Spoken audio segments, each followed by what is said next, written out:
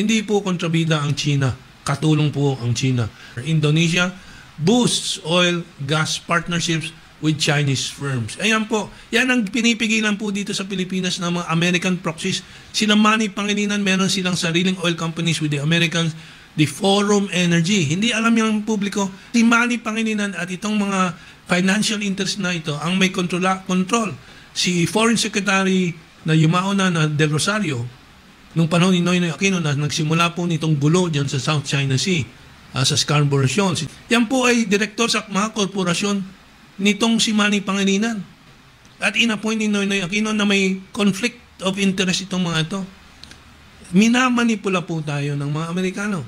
Sa Indonesia pa rin po, ang mga magandang ugnayan ng Indonesia at China po ay itong next report from Carbon Credits.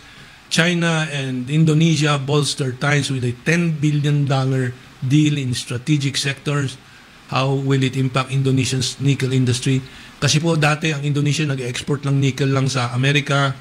Nag-joint venture ngayon ang Indonesia at China para iproseso po yan. Para lumaki na times 5 po ang naging kita po ng Indonesia nung naproseso na po yung nickel sa loob ng Indonesia sa tulong ng mga Chino. Hindi po kontrabida ang China, katulong po ang China.